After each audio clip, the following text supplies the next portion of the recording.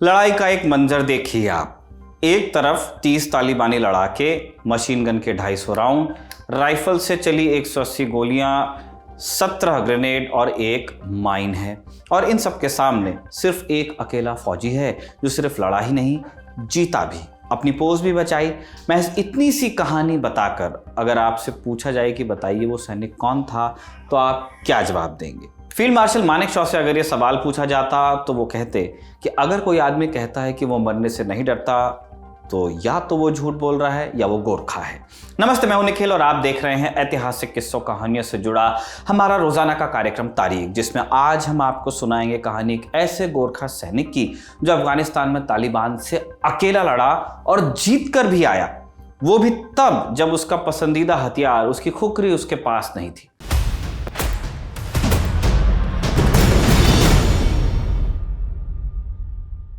साल 2010 की बात है। अफगानिस्तान का हेल्मंद प्रांत। यहाँ रहीम कलाय नाम के गांव के पास नेटो फौज की 2 पोस्ट बनी हुई थी। नेटो, जैसा हम जानते हैं, अमेरिका सहित 31 देशों का एक समूह है। किसी एक पर भी हमला होने पर इन सब की सेनाएं मिलकर युद्ध में साथ लड़ती हैं। साल 2001 के 11 सितंबर को ट्विन टावर पर हमले के बाद अमेरिका ने आतंक के खिलाफ लड़ाई की शुरुआत की। इसके तहत नेटो की फौज अफगानिस्तान में घुसी ताकि तालिबान का सफाया कर सके। इस लड़ाई में ब्रिटिश फौज भी शामिल थी। दिसंबर 2010 के उस रोज ब्रिटिश फौज की rifle regiment the royal Gurkha rifles RGR की एक पलटन हेल्मंद में 2 पोस्ट को मैन कर रही थी, संभाल रही थी। उनकी जिम्मेदारी थी इलाके से तालिबानी लड़ाकों का सफाया करना। उस दिसंबर की 17 तारीख तड़के पोस्ट से 2 प्लाटून पूर्व की ओर रवाना हुई, ईस्ट की तरफ। इलाके से जाने वाली 2 सड़कों को सिक्योर करना इनका काम था।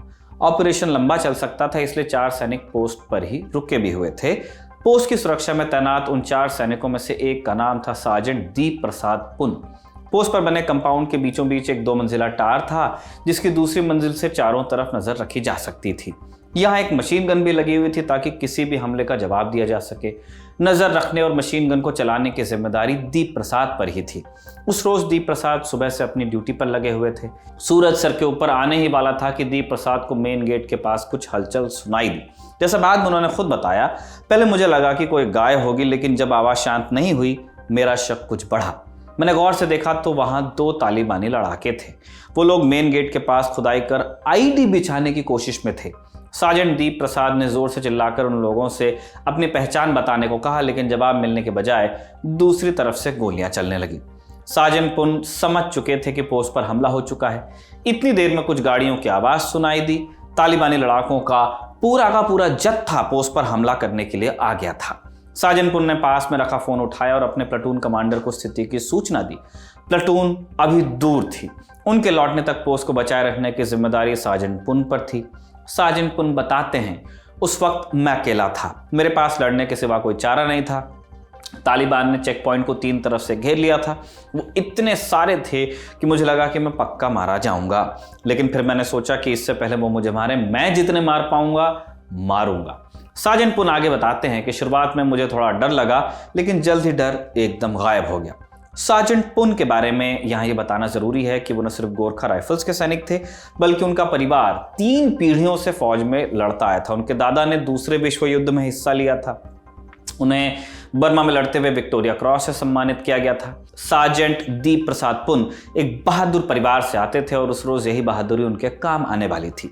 सार्जेंट पुन तीनों तरफ से घिर चुके थे, लिहाजा उन्होंने अपनी मशीन गन को थामा और अंधाधुंध गोलियों की बरसात शुरू कर दी। बेल्ट से निकालकर एक ग्रेनेड बाहर उछाला। एक जोर का धमाका हुआ और दूसरी तरफ से भी ग्रेनेड की बरसात होने लगी। लेकिन सार्जेंट पुन ऊंची और बेहतर पोजीशन में थे, लिहाजा उन्होंने उसका पूरा फायदा उठाया। पहले मशीन गन से और बाद में ग्रेनेड की मदद से उन्होंने तालिबानी लड़ाकों को कंपाउंड में घुसने से रोके रखा। हालांकि मशीन गन जल्दी ही खाली हो गई, गोलियां खत्म हो गई, ग्रेनेड भी खत्म हो गए। सार्जेंट के पास अभी भी उनकी राइफल थी। उन्होंने देखा कि 2 लोग दीवार के सहारे ऊपर चढ़ने की कोशिश कर रहे हैं। उन्होंने निशाना लगाकर दोनों को चित कर दिया। इतनी देर में एक तीसरा तालिबानी ऊपर चढ़ने में कामयाब हो गया। सार्जेंट की नजर उस पर पड़ी। उन्होंने बंदूक का निशाना लगाने की कोशिश की, लेकिन बदकिस्मती से उनकी राइफल जाम हो गई।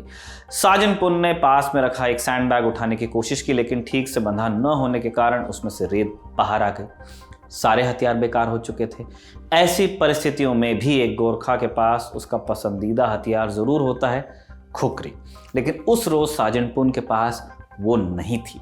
आतंकी लगभग अंदर आ चुके थे। साजन पुन ने देखा कि मशीन गन का ट्राइपॉड वहीं पर है। उन्होंने उसे उठाकर हमलावर के सिर पर दे मारा और वो भी वहीं ढेर हो गया। साजन पुन पूरे 20 मिनट तक अकेले लड़ते रहे।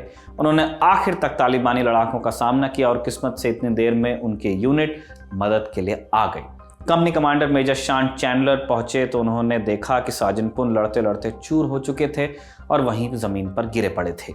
कमांडर ने पूछा तो उन्होंने सिर्फ इतना जवाब दिया कि मैं ठीक हूं। एक इंटरव्यू में वो कहते हैं कि मैं खुशकिस्मत था कि जिंदा बच गया।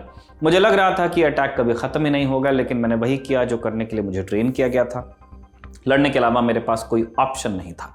साजन पुन ने सिर्फ अपनी पोस्ट ही नहीं बचाई बल्कि अपने बाकी 3 साथियों को भी तालिबानी हमले से बचाया। उनके साहस के लिए साल 2011 में क्वीन एलिजाबेथ ने उन्हें गैलेंट्री क्रॉस से सम्मानित किया, जो ब्रिटेन का दूसरा सबसे बड़ा सैन्य सम्मान है। हालांकि उनके लिए ज्यादा सम्मान की बात यह थी कि उन्होंने अपने परिवार की परंपरा और गोरखा समुदाय का सम्मान बचाए रखा।